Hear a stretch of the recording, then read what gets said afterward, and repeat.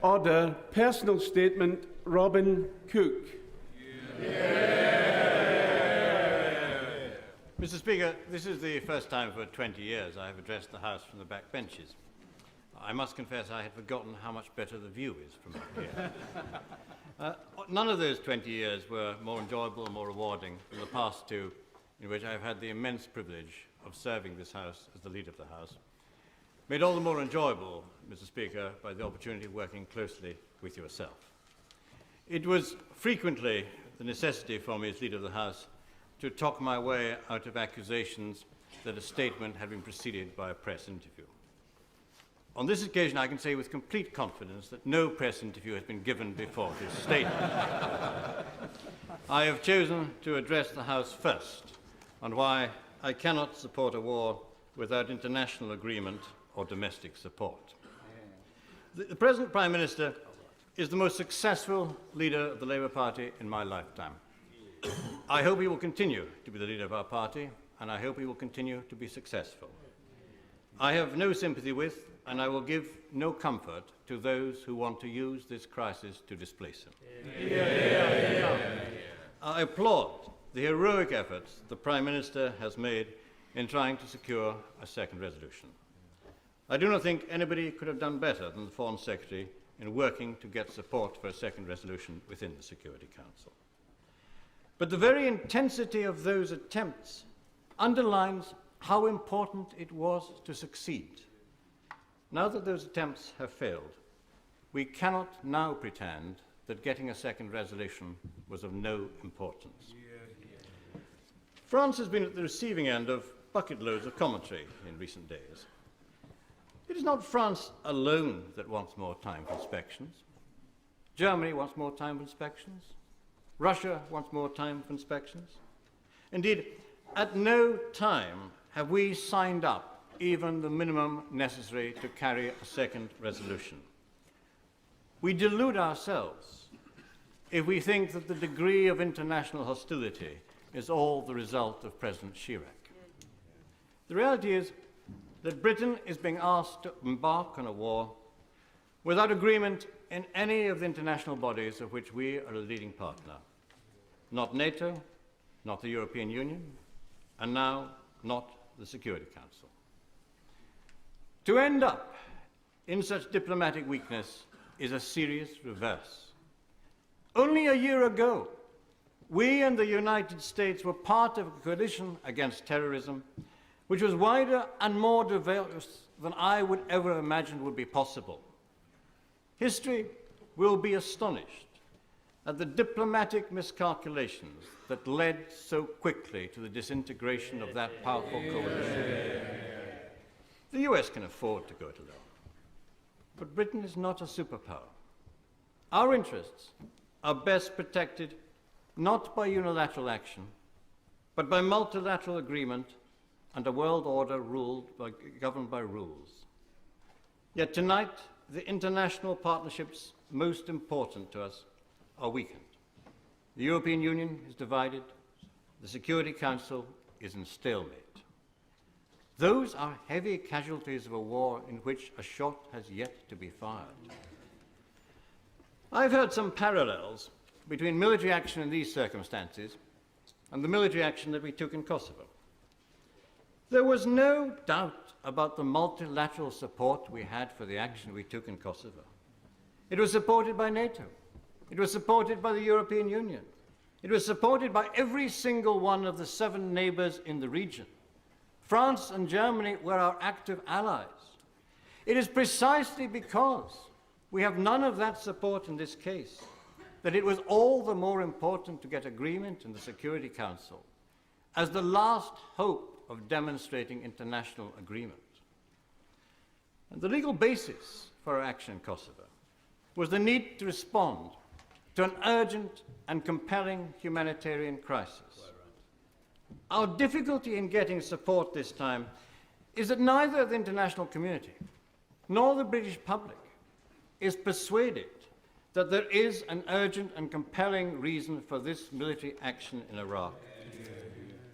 The threshold for war should always be high.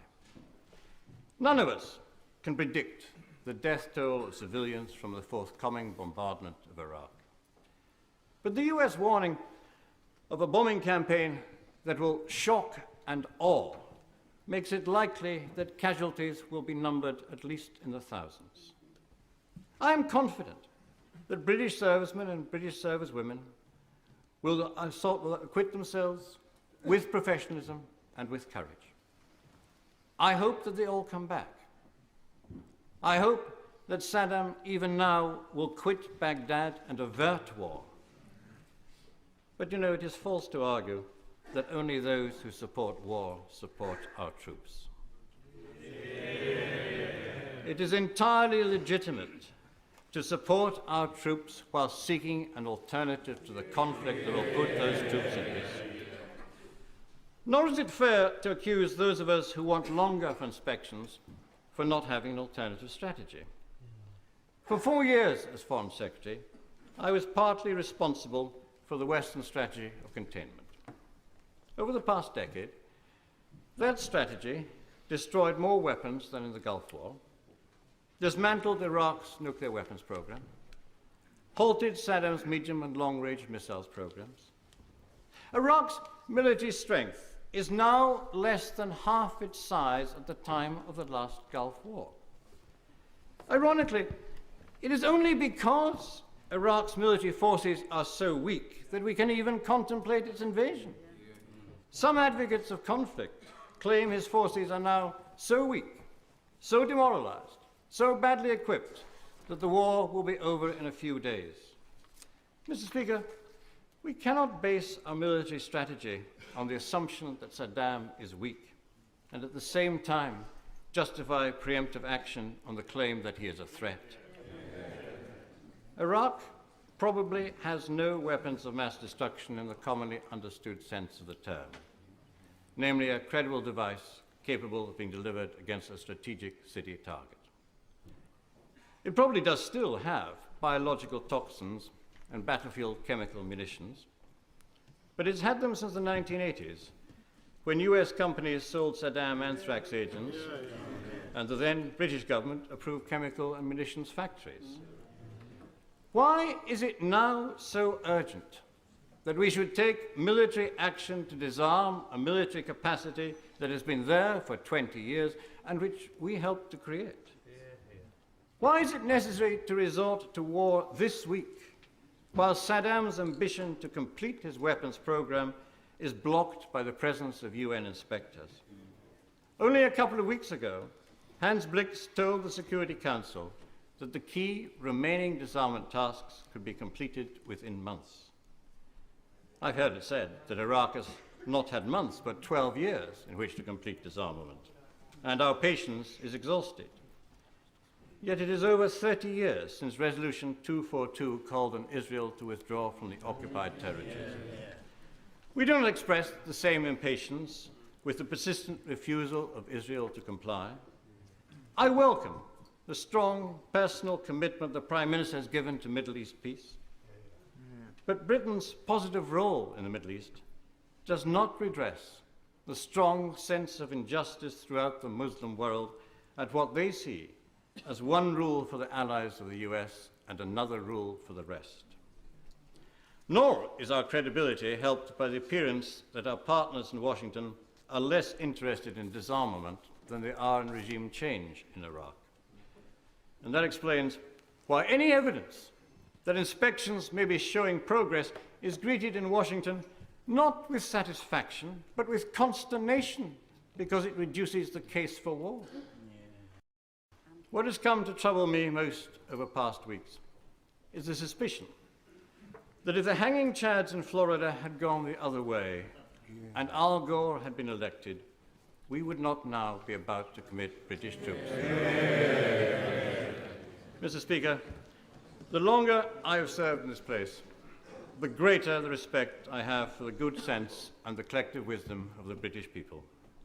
On Iraq, I believe the prevailing mood of the British people is sound. They do not doubt that Saddam is a brutal dictator, but they are not persuaded he is a clear and present danger to Britain. They want the inspections to be given a chance, and they suspect that they're being pushed too quickly into conflict by a US administration with an agenda of its own. Above all, they are uneasy at Britain going out on a limb in a military adventure without a broader international coalition and against the hostility of many of our traditional allies. From the start of the present crisis, as leader of this House, I've insisted on the right of this place to vote on whether Britain should go to war. It has been a favourite theme of commentators that this House no longer occupies a central role in British politics. Nothing could better demonstrate that they are wrong than for this House to stop the commitment of troops in a war which has neither international agreement nor domestic support. I intend to join those tomorrow night who vote against military action now. It is for that reason, and that reason alone, and with a heavy heart, that I resigned from the government.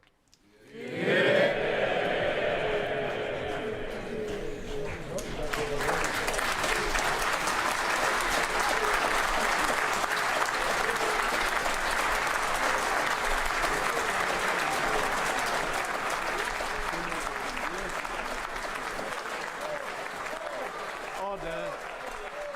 Order.